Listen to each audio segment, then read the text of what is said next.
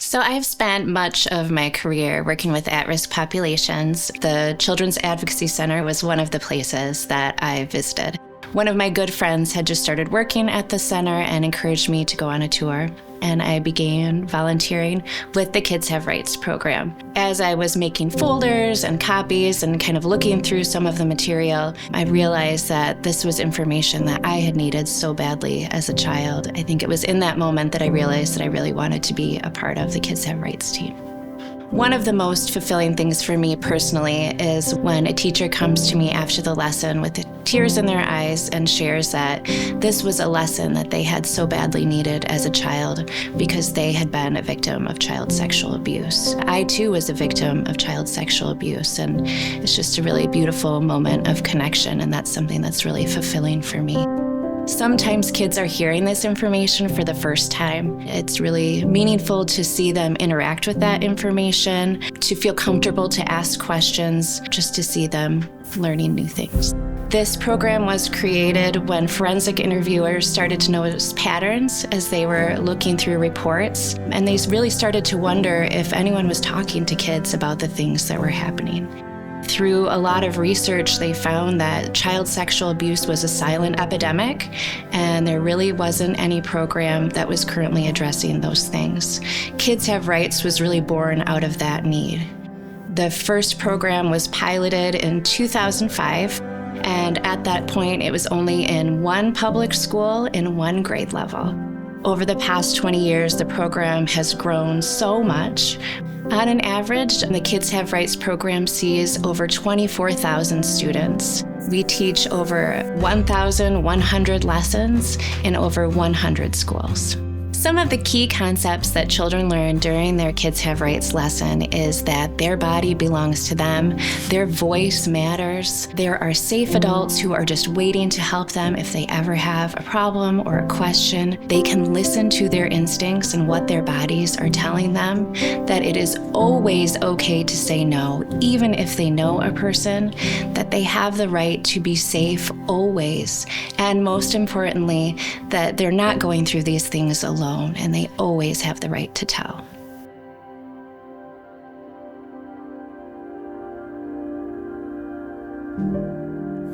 We saw this video where it was this friend named Wyatt and Noah, I think, and the boy Wyatt and Noah, they were best friends, but Wyatt is a little older than Noah, but Wyatt has been taking pictures of Noah even with him without clothes. Then later the next day in the video, Noah went to his teacher and told what happened.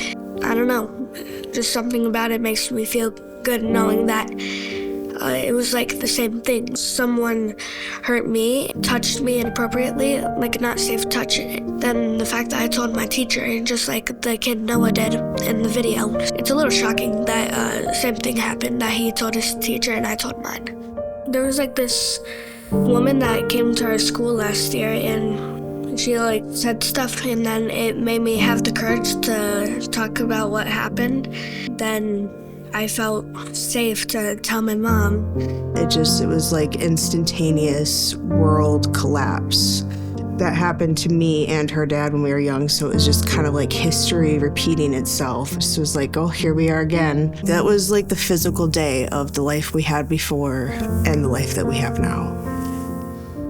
My teacher was comforting me while my mom was in a different room talking to someone. So I was scared because I didn't know what was going to happen, and then my mom called the police. That it was my uncle, and he was part of my family, and he was my dad's brother.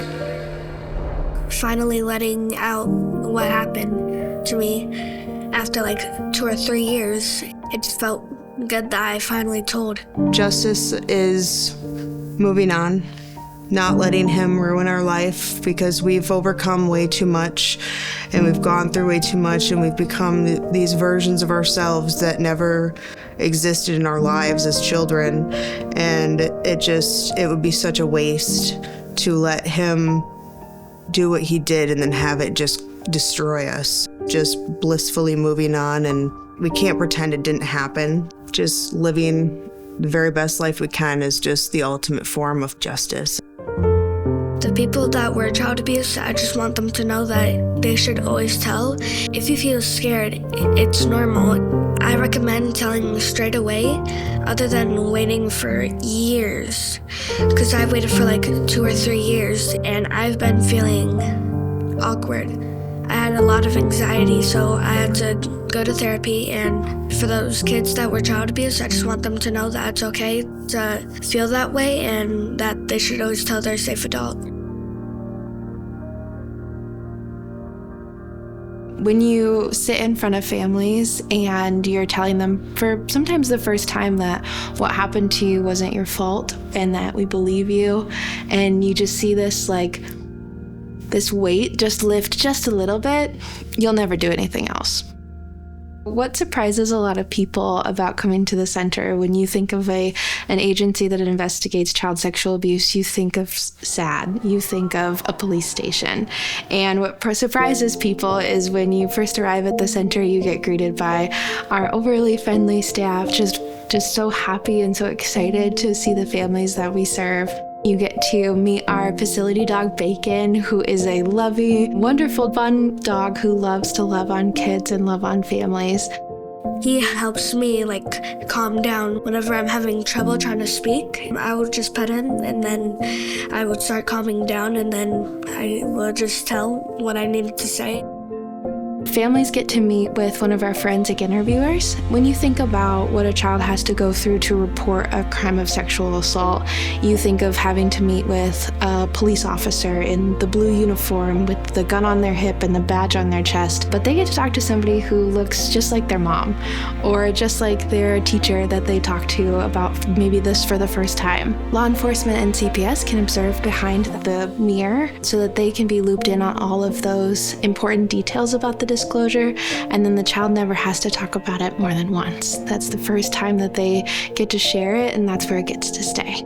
After your forensic interview, kids have the opportunity to go to therapy, and they'll meet with one of our awesome therapy staff who are the experts in treating post-traumatic stress disorder. When they meet with a therapist, they get to know that what happened to them wasn't their fault and that we believe them, and the healing journey starts to begin. While they're here with an advocate, they'll sit down with the caregivers and help them understand each step of the process. Sometimes what feels so intimidating about this process is just the ins and outs of all the different systems, and you have an expert sitting right there with you from the very beginning to when your case is over with. We create these note cards full of all the things their offender said to them or all the thoughts that they had about the abuse. We don't say these thoughts aren't true. We just look at each individual one and we decide if they're true or not. One of the cards might be like, it was my fault because I only said no one time.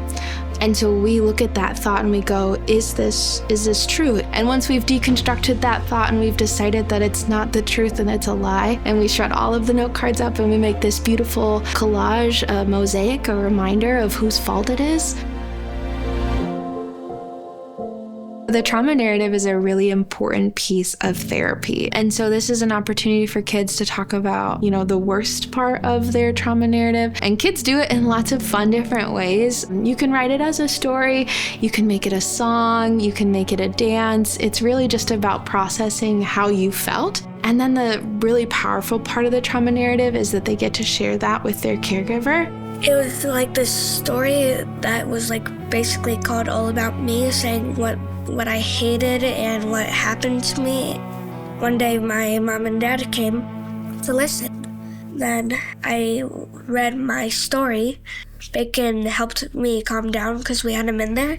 At the very end, my dad was sobbing. And then I gave my story to Bacon, and then he tore it up, and then my dad started laughing and smiling, and then the next week we put it in a bucket and then we burned it. Kids get to light it on fire, and that's always just the fun piece of feeling finished with a story. We can also bury the ashes in the sand, a pit outside. The most fulfilling pieces of my role are when I get to sit in front of families and tell them it's not your fault for maybe the first time that they've ever heard that. That's the kind of world that I want to live in, is that shame and secrecy are not the standard, but healing and hope are. Putting a stop to some of the worst things that can ever happen to the youth in our community. The stuff that you have to deal with and that you have to listen to. A lot of our guys have kiddos around the same age that we're investigating, and sometimes it's hard to come home to that. Teachers are, very important mandated reporters because they're with the student or the kiddo, maybe even more than the parents are. They interact with the child a lot. They are one of the first people to realize that, hey, something might be wrong. Kids Have Rights is very beneficial to the work that we do here at the CAC. And there's been numerous reports that after a Kids Have Right conversation where the light bulb goes off in a kiddo's head, like, whoa, hold on, like that is something that wasn't wrong or that was inappropriate, I know my safe adult to go talk to. We have a really, really great team that will really go dig in deep for these investigations to make sure that if there's abuse happening, that it's stopped. It's so important to believe what children are telling us. Children don't make up stories about child sexual abuse, and it's so important to believe their stories. It's better to just believe them. If you don't believe the child, then it's just a way of protecting abusers and putting future kids in danger. I think a lot of times school staff and just people in general write off some of the things that children say, but children's voices are so important. I really want people to know that there is life, beauty, hope, and abundance beyond sexual abuse. It's so important when children disclose sexual abuse to a safe adult, but the story does not end there. At the Children's Advocacy Center, we have a team of people who are just waiting to walk alongside children through this difficult journey, and there is so much hope and beauty beyond sexual abuse.